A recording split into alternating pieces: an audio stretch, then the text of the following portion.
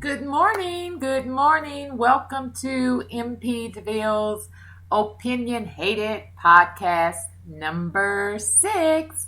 Thank you once again for joining me. I am so very pleased that you all are connecting and conversing and asking questions. I'm flabbergasted. So, anyhow, today's episode is business entrepreneurship.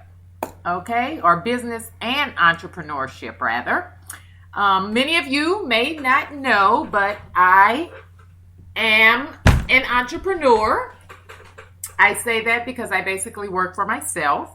One of my passions when I was a little girl, no matter how much dysfunction and conflict that presented itself in my childhood, I always had the ability and the inspiration and the confidence to know that I would do something and become something or someone great. It's just something I've always thought of. And I think me thinking that I wanted more and I wanted to do more helped me get past a lot of the dysfunction that I experienced in my childhood. So as the dysfunction or the certain types of dysfunction kind of subsided out of our household, for instance, the physical abuse, once my mother got the gumption and the will to leave her abuser, we actually began to live a more harmonious lifestyle, I must say. My mother was working. She was providing for all 9 of her children. We had a house to live in. We had food on our table. We had clothes on our back. We had all of those good we didn't have everything, but we had enough to get us by. And in the process of that, I noticed that for us to get this, my mother had to go to a job every day. My mother had to get up and clock into someone's clock every day in order for her to provide for her children. Whereas some other family members, her siblings, actually were allowed to just be home, stay home, become homemakers. And one reason for that is because their husbands were bricklayers or masonries, whatever you want to call it. They built things. So they had their own business, basically. And them having that own business provided a very lucrative and comfortable life for her sisters and their families. And I'm saying that to say that although entrepreneurship runs in our family, I don't think my mother ever, or if she did, she never discussed it. She never branched out to do her own thing. She always worked for someone else. But she too had the entrepreneurial spirit, because when I was young, I was interested in making extra money. So a couple of the things that I did to make extra money when I was young, for instance, one of the early things, my oldest brother, he did a paper route. So of course he didn't have anyone to get up in the morning and help him roll the papers up and put the rubber bands around. So I was his sidekick. So of course I was the one to get up and help him do that. And that was when we were way young. Unfortunately, I'm sad to say that we were so poor, I mean dirt poor. So my older brother, who also had to become the man of the family in certain instances, he did his paper route. And I don't know if you all know how paper routes work back then, but back in the day, the people would deliver the papers. The paper delivery boy or girl would wrap them up. At the end of the week or so forth or month, it would be up to the delivery person to go out and collect the money. And we were so poor, God forgive us, but we had to end up keeping that money. We had to end up keeping that money in order for us to have food on our tables. After that, of course, my brother lost his job. That's easy to figure out. But doing that paper route, and seeing that money come in kind of um, gave him and me the inclination to see that if we got up and did certain things, we could bring money into the house. So beyond that, the next entrepreneurship thing that my brother invited me along to help him with was yard cleaning. So he would go to these high-end neighborhoods where people had a lot of leaves in their yards and things of that nature. So we would go to their houses and he would ask if they needed their leaves to be raked up. So yes, that's what we did. We raked leaves. We raked leaves and bagged them and cleaned yards, and we probably did maybe if we were able to get two of those houses a day, we were good. But yeah, that was another adventure we did in order for us to bring some money into the house.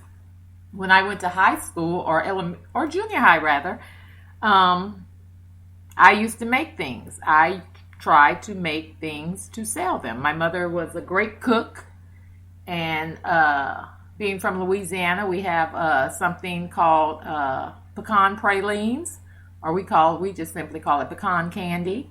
And my mother was a master at making pecan candy. So as one effort for me to sell or bring money into the house was for me to go to school and sell pecan candies. And that's what I did. And that was just one reflection. And the more I reflect back on my past, I can see that there were different episodes and instances where I branched off and had the entrepreneurial spirit where I wanted to just, start something and get something going and see what type of money it could bring in. And I've been doing this since, I was 6 years old. And I think when we pay attention to things like this, it leads us and offers us insight as to who we are as people.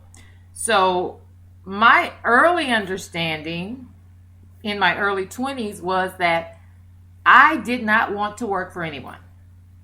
I wanted to be an entrepreneur. I wanted to be a businesswoman. I could not work for anyone. And I tried it, people. I really, really tried it. But the thing for me was when I worked in different corporations, me being that, fight for the people type person I would always find myself standing up for people and standing against wrongs that occurred in corporate America. And I feel like I was fairly educated and sophisticated enough to know what was right and what was wrong. And some things just were not right to me, and it would cause me to speak out about it. And speaking out about certain things would cause me to lose my job. But that's okay. That's okay, because I felt better about the person I was speaking out against bad business practices rather than sitting there and enduring and just taking whatever people dish out to you. No, that's not for me. That's not the type of person I am, and that's not the type of person I taught my children to be. So, fast forward, early 20s, late 20s, I was still contemplating, wondering about what I wanted to do with my life, so forth and so on. When I finally decided to go back to school to get my undergraduate business degree, I also decided to get an insurance license, a life insurance license, because I knew that it was a very lucrative business, and I knew that it would not require me to have to work for anyone else. This would entail me working for myself. So I branched out into that. While I was working in corporate America, I used to cook, and I used to make certain, I don't know, many of you may not have ever heard of a boudin ball or boudin or anything like that, but I'm a Louisiana girl, so I cook those things, I make those things, and I was selling those things. I did that while I was in corporate America. So that was me. That was me being in touch with my entrepreneurial spirit. After that, I got a food truck. I had my food truck for a while. That didn't work out for me. But now, shucks, food truck is like $1 billion industry. And it was something that I started doing way back in 2008, 2009. So I was ahead of the pack. I was ahead of the pack then. And I think I'm still ahead of the pack in a lot of ways. But like I say, that didn't pan out, but it panned out for a whole bunch of other people, and it's a very lucrative business. I know some people that have had food trucks that have turned their food trucks into restaurants, which is great. But obviously that wasn't the road that God wanted to take me down. So that was another failed business that I had, which is okay, because a part of being a business person or business leader is failing. But the most important thing about failing is not giving up. Yes, we fail, but we fail so we learn. And when we learn, we reassess, we pivot, we change our thought, we change our direction. So failing is a good thing. Okay, so what else? Yes. So after the food truck, I kind of stuck with my life insurance, doing that, just kind of keeping some money in my pocket. At the same time, I'm in school, getting my degrees. After that, I decided to start an online t-shirt business, a t-shirt business, Culture Fanatic. I'm very proud of it. It's trademark and it's mine, and it's just something that I thought about doing years ago, people, years ago. This is not something that I just thought up overnight and say, hey, I'm going to do this. This was something I thought about years ago. And it's still a slow process, but it's my process, and that's okay. It's one of my businesses. It's another business I have under my belt. Also, I have written 2 ebooks. I have a generational cycles book, which talks about family dysfunction, generational cycles, and it identifies some of those cycles that we endure and pass down. I also have a Cajun cookbook. I sell those online. Those are digital products. If you all don't know about that, we'll talk about that later. And I have 2 e-courses. Those are also digital products, and I sell those online also. I am now in the process of developing a product. I don't want to talk too much about it and give my secrets away, but as soon as I get some more confirmation as to how far we've come with that product, I will fill you guys in on it. So, my purpose of telling you all of this, folks, is to simply let you know that business entrepreneurship is a big business. It's big, and everybody wants to be an entrepreneur, and everybody wants to own their own business, and I think that's great and that's wonderful, and I want people to own their own businesses and not have to be a slave to someone else's business, because that's what you are. Anytime you get up every day and go to work and clock in at somebody else's place of business, you are a slave to them. Yes, you get paid, but you are a slave to them and their needs. The minute you are no longer needed with them, they will replace you and find somebody else in a snap. That's just the way it is. I always knew that me sitting in someone else's office, giving all of my talents and all of my time to someone else, was not going to give me the wealth I am seeking. So, I changed my life. I attained me a couple of degrees. I started me a couple of online businesses. And I have been blessed by the grace of God probably for the past 9 years, where I have not had to work for anyone but myself. And it is so liberating, and it's so peaceful, and it's stressless. And my plight is to introduce ways that many of you can start your own business. We'll talk more about that later, but owning a business is not easy. A lot of people think it's glamorous. Social media and social networks will have everybody thinking that you'll start a business today and you're a millionaire tomorrow. That is not the case. Don't let social media fool you. Starting a business is hard work. Nothing happens overnight. Many of you see people that have money and are balling and flossing and all of this stuff.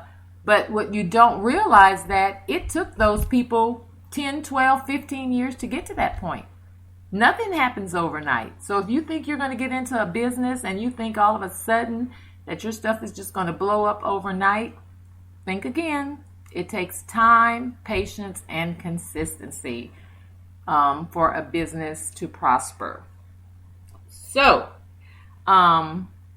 you want to start a business? Here's some tips on how you can not only start a business, become more business-minded. Read as many business books as you possibly can.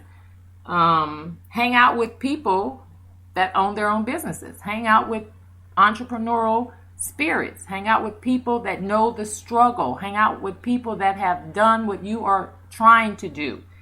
Let's see. I'm